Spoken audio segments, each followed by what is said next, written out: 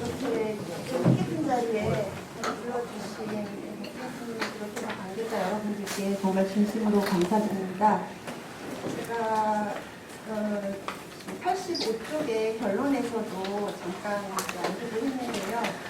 제가 동국대학교 교교대학을 다닐 때 이남 선생님으로부터 종교학이라고 하는 수업을 들었습니다. 그때가 아마 제가 개인적으로 스님을 뵀던 처음이 아닐까 생각을 합니다. 근데 그때는 교수와 학생으로 굉장히 다소 거리감이 있는 관계였기 때문에 제가 스님을 충분히 어떻게 좀 알 수 있는 그런 건 없었는데, 제가 그 후에 일본으로 이제 92년도에 유학을 가게 됐는데요. 그때 동경대 그 인도학 불교학과에서 이난 스님은 굉장히 이제 엄청난 선배님으로 이미 학위를 받아가셨던 그런 분이었습니다. 근데 이난 스님께서는 다른 그 유학생들하고는 달리 박사학위를 받고 귀국하신 후에도 종종 그렇게 동경대에 오셨어요. 예, 그리고 와서는 후배들한테 박수를 막 쳐주시고, 특히 제가 학위를 2001년에 받고 한국에 들어왔다가 그 후에 몇 년 후에 다시 일본에 이제 연구원으로 2년 가 있을 기회가 있었는데, 스님께서 또 연구원으로 1년 또 와 계셨습니다. 그래서 그때 개인적으로 스님과 이제 여러 가지 좀 대화를 나눌 수 있었고, 지금도 생각나는 게 스님이 그 한국불교 계율에 대해서 말씀을 하시면서 저를 그 동경대 앞에 있던 상키보라고 하는 서점에 가셔서 본인이 그 편적 내신 신라 그 불교 연구라고 하는 책을 사서 그것을 사인을 해주시던 그런 것들이 굉장히 생생하게 기억에 남습니다.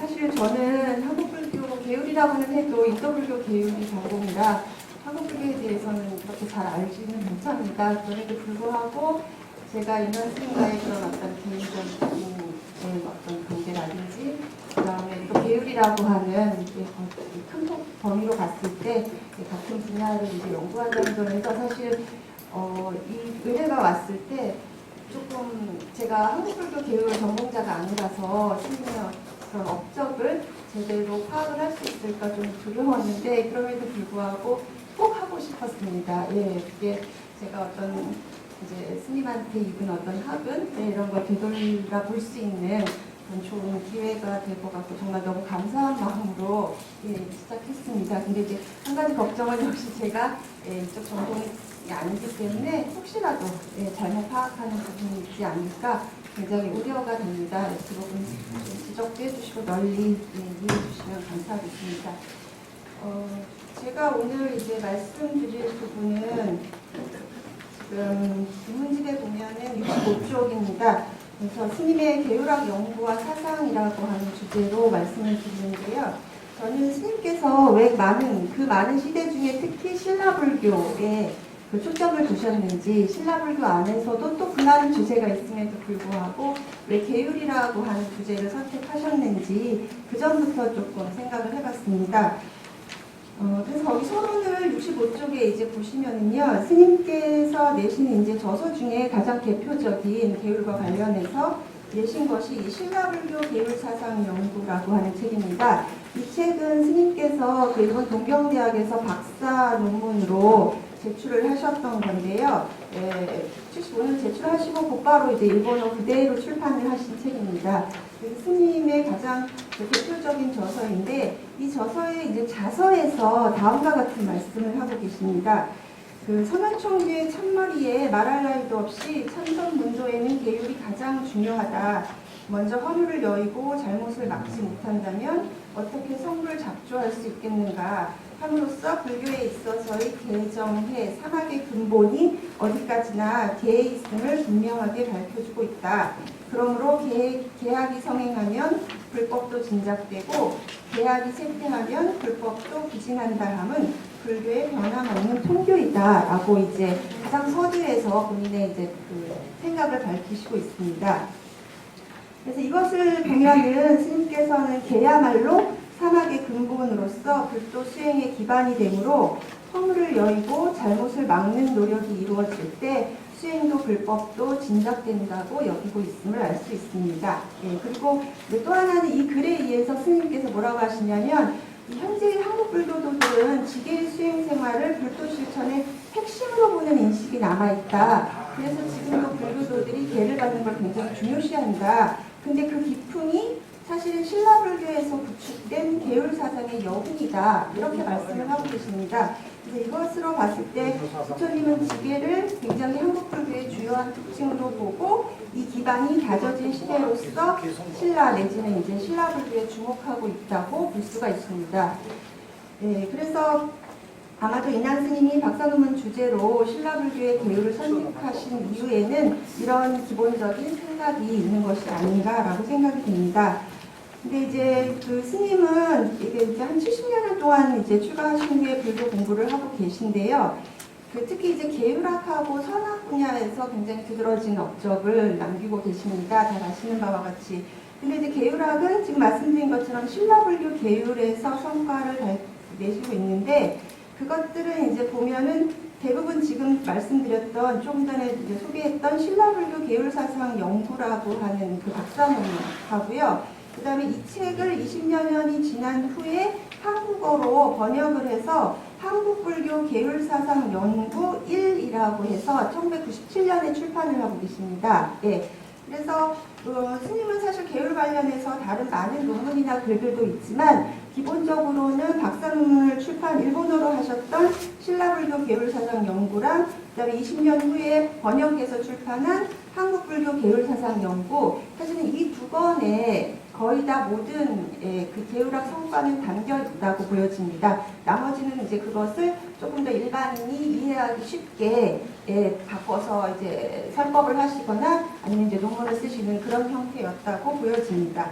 그래서 저는 이 중에서 그 번역본인 한국불교 계율사상 연구를 중심으로 해서 이제 스님의 어떤 그 계율학 연구 성과와 그 특징을 살펴보려고 합니다. 사실상 번역본이기 때문에 내용상 큰 차이는 없는데 약간 이제 아무래도 20년 후에 성과물이다 보니까 약간 보완이 좀 이루어져 있습니다. 그래서 그 점에 좀 주목하는 것도 재밌을 것 같아서, 그리고 또 이제 한국어 번역판이기 때문에 여러분들이 차후에 좀 활용하시는 데도 더 쉽지 않을까 싶어서 번역본을 사용을 했습니다. 그래서 그 67쪽에 2번 일본 유학과 이제 신라불교 계율 연구를 보시면은요, 이제 먼저 한국불교 계율사상 연구의 어떤 성과를 보기 전에 이 스님의 그러니까 스님께서 왜 신라불교 계율 연구를 이제 하게 되셨나 그 경과를 조금 보는 게 중요할 것 같습니다. 그래서 스님께서 이제 일본으로 유학을 떠난 게 제가 보기엔 1967년경인 걸로 보이는데요. 먼저 가셔서는 이후에 한 3, 4년 동안 고마자와 대학에서 이제 선학 전공으로 박사 과정을 밟으시게 됩니다. 근데 이때 이제 굉장히 주목되는 것이 보통 이제 그때 가시다 보면 주로 선학과 관련된 것들을 공부를 하실 텐데요. 스님께서는 이때 빨리어 공부를 하고 계세요. 네. 그것도 1968년 가신 다음 해부터 해서 하마마츠 가모이지라고 하는 곳에 있는 국제불교도협회에서 주최하는 빨리어 강습회, 그 이후로 계속 몇 년 동안 성실하게 참석을 하고 계십니다. 이 부분은 제가 스님을 개인적으로 뵀을 때도 제 전공이 아무래도 인도불교 초기이다 보니까 내가 그 당시에 빨리어를 이렇게 많이 공부했었다라고 하는 얘기를 저한테 많이 들려주셨습니다. 그래서 이렇게 빨리어 공부를 하시는가 하면 또 한편으로는 이제 조동종이나 혹은 이제 임재종, 그 다음에 황격종 사찰의 선당에서 실시하는 그 접심이라고 하는 용맹정진에 또 이제 5년 동안 참가를 하시는 등 굉장히 이제 다양한 루트를 통해서 학문적인 이제 기반을 다지고 일본 불교의 수행법도 이제 경험을 하시는데요. 여하튼 여기서 이제 제가 개인적으로 계율학과 관련해서 주목하고 싶은 점은 빨리어 강습회에 참석하셨다는 거. 그래서 스님의 계율학은 보면 전공은 신라불교 계율이신데 그런 이제 그 외에 여러 가지 발표 이제 쉽게 하시는 대중강연이나 이런 거를 보면 초기 불교 당시의 어떤 모습, 승단의 계율이라든지 아니면 승가 교단 운영이라든지 이런 거에 대해서도 논문도 쓰시고 굉장히 많이 언급을 하시는 걸 볼 수 있습니다. 그래서 이때 아마도 스님이 이렇게 초기 불교 교단에도 관심을 가지시게 된 거는 제가 68쪽에 언급하는 것처럼 아마도 이즈노 코겐이라고 하는 당시 원시불교를 전공했던 일본의 그 대석학과의 만남이 아마도 중요한 역할을 하지 않았을까라고 생각이 듭니다. 그 다음에 68쪽에 밑에서 세 번째 줄을 보시면 그렇게 이제 선학을 전공하시면서 고바자 대학을 수료하신 후에 도쿄대학으로 옮겨가시게 되는데요. 이때 나카무라 하치메 내지 이제 히라카와 아키라, 다마키 고시로 같은 당시에 이제 거장들한테 정말 거장이죠. 일본 학계를 이끌어가던 그런 학자들의 이제 지도를 받으면서 신라불교 계율을 연구하게 되는데 이때 이제 먼저 지도교수는 아마 계율 연구로 유명했던 히라카와 아키라 선생님이셨던 것 같습니다. 그래서 이분을 통해서 이제 계율 연구를 하시다 나중에 이분이 정년퇴직을 하면서 이제 와사대 대학으로 옮겨가니까 다마키 고시로 선생님을 이제 지도교수로 삼았던 것 같습니다. 그래서 히라카와 아키라는 뭐 대부분 많은 분들이 아시겠지만 굉장히 불교학 전반에 걸쳐서 많은 연구를 남기고 계시지만 그 중에서도 율장 관련해서 지금도 저희가 반드시 계율하는 사람들은 보고 가야 될 그런 이제 명저들을 남겨놓으신 분이죠. 그래서 나중에 이제 스님께서 그 박사 논문 출판한 걸 이제 97년에 번역판을 냈다고 말씀드렸는데 그때 보면 이 히라카와 선생님하고 이제 다마키 선생님, 그러니까 이제 히라카와 선생님이 아주 장문의 그런 축하 메시지를 보낸 거를 그 번역판에서 이제 확인을 할 수가 있습니다.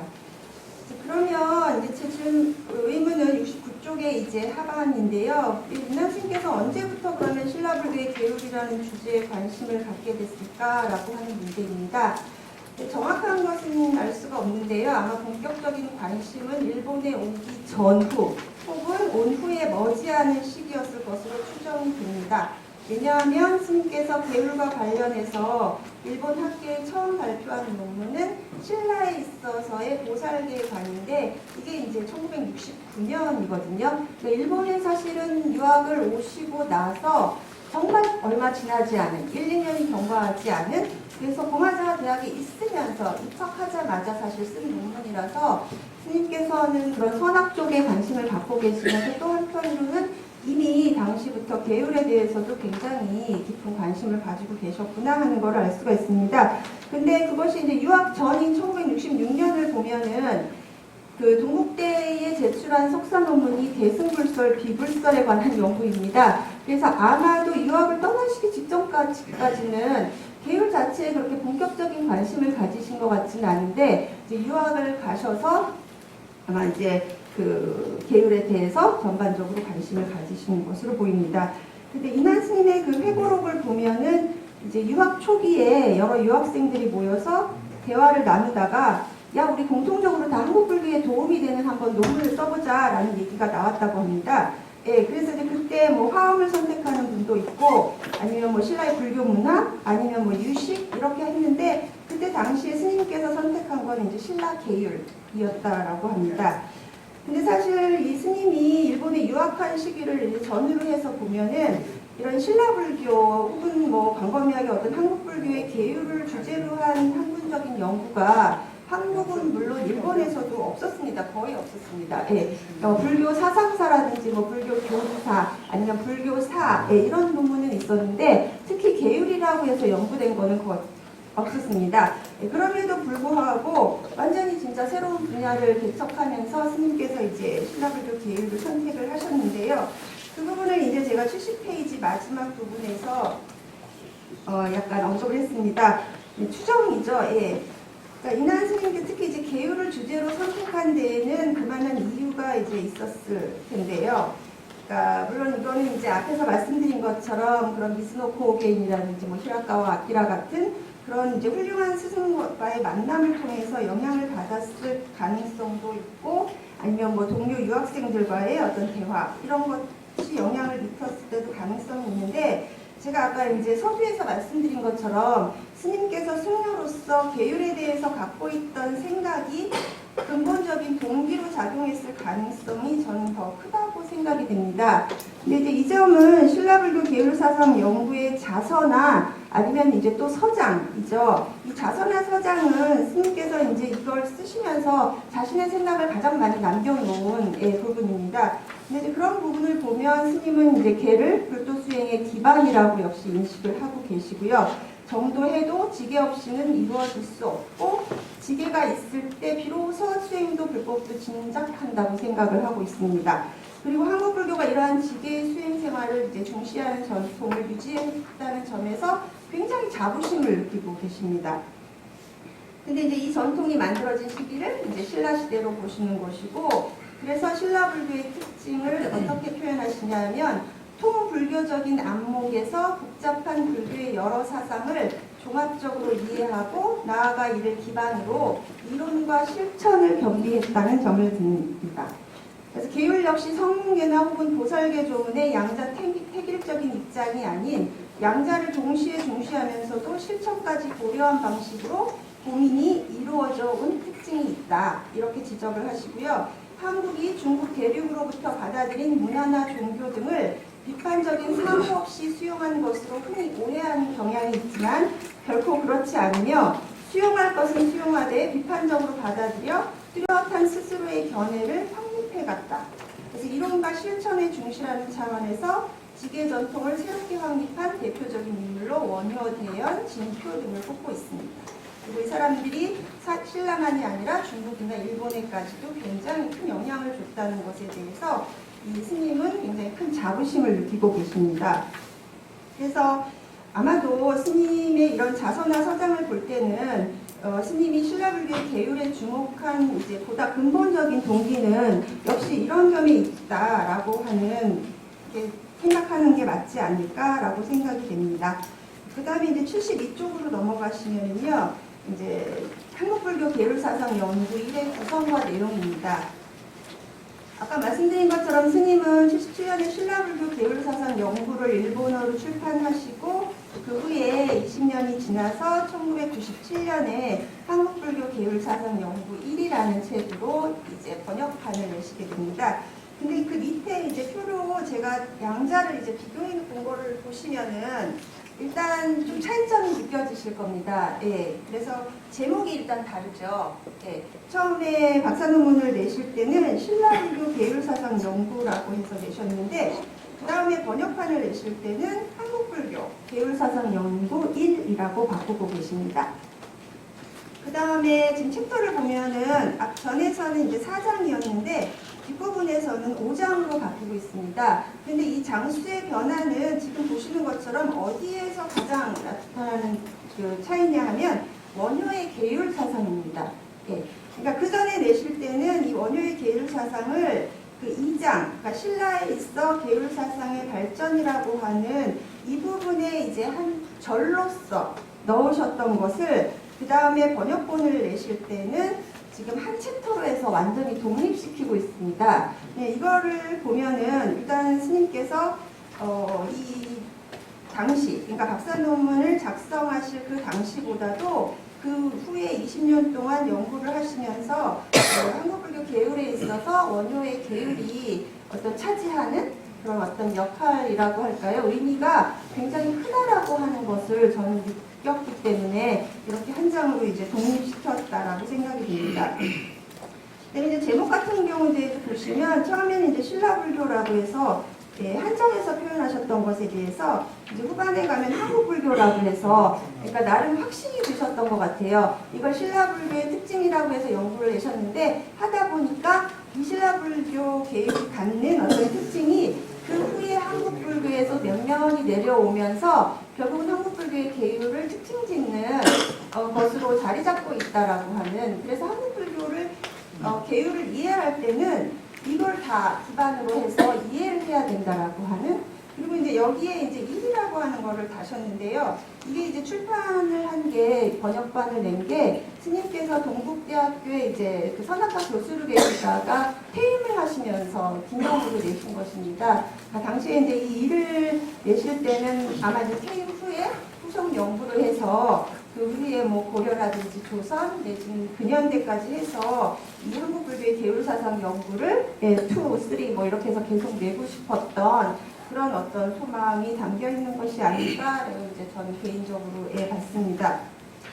여하튼 그 신라불교 계율사상 연구하고 20년 후에 출판된 번역본은 사실 내용상으로 보면 그렇게 큰 차이는 없지만 이렇게 제목이나 어떤 큰 틀, 그 다음에 순서 이런 거로 봤을 때는 어떤 스님 안에서 일어났던 계율에 대한, 한국불교의 계율에 대한 이해들이 조금씩 이렇게 바뀌어가고 있구나라고 하는 것을 이제 조금 볼 수 있는 것 같습니다.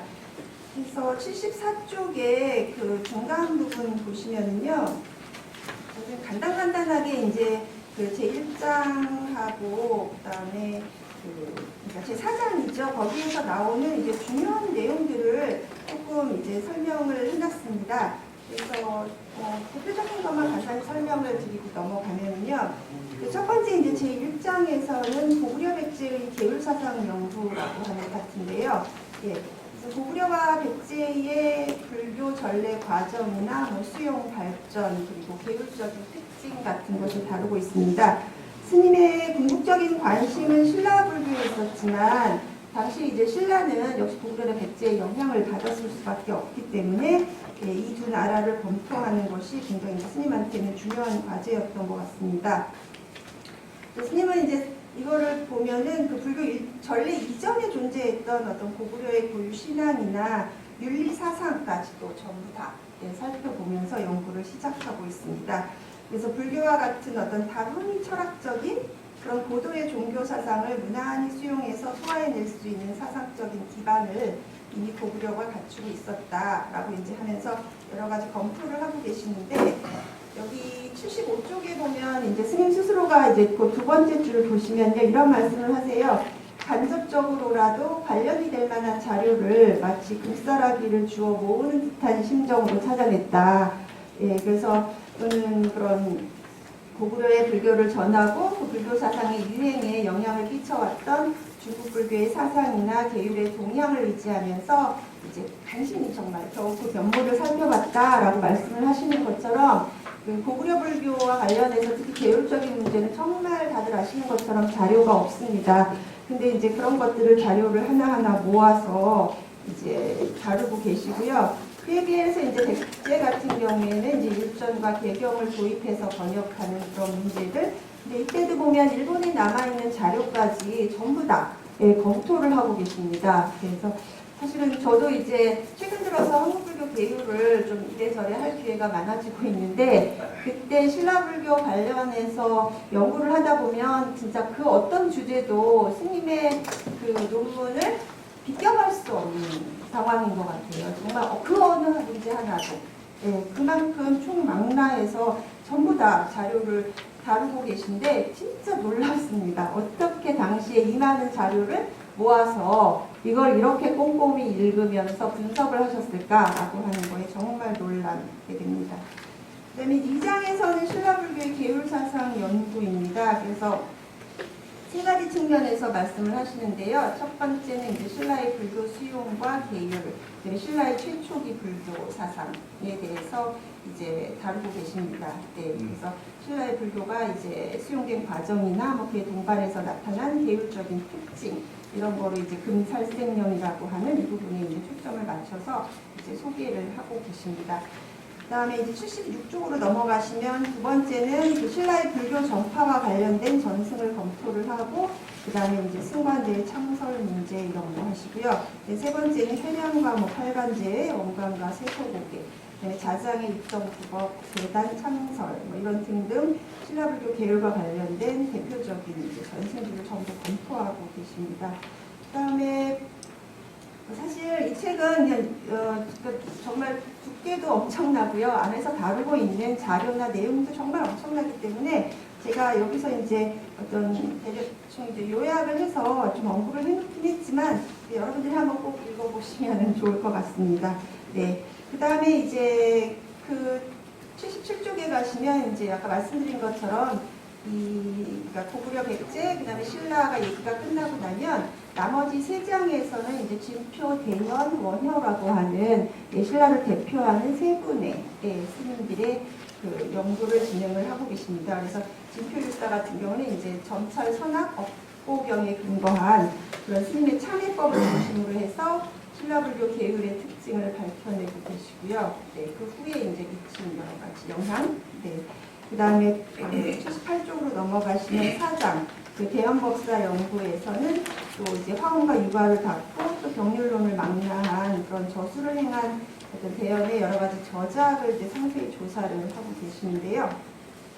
특히 이제 이 대연의 계율과 관련해서는 그 법망경 보적기 2권하고 보살개본 종요 1권을 남기고 있는데 인한 스님이 이제 특히 이 중에서도 보살개본 종요에 관해서는 전체적으로 상세한 역주 작업을 실행을 하고 있습니다. 사실 저희도 논문을 써보면 알지만 특히 박사 논문 같이 광범위한 논문을 쓸 때는 사실 굉장히 어렵지 않습니까? 어떤 하나의 문헌을 그렇게 역주자고 그거 하나가 어떤 박사 논문의 주제가 되는 건 아니거든요. 보살개본 종요라고 하는 그런 책 하나를 지금 박사 논문의 대상으로 하는 것이 아니라 신라불교 계율을 이제 통틀어서 한다라고 하는 입장에서는 사실 이제 이런 책을 하나하나 역주 작업을 해서 세심하게 연구를 한다라고 하는 거는 굉장한 성실을 하는 거죠. 그래서 나중에 그 히라카와 선생님이나 다마키 선생님도 그런 축하 메시지를 보내면서 이 부분에 엄청나게 감탄을 하고 계십니다.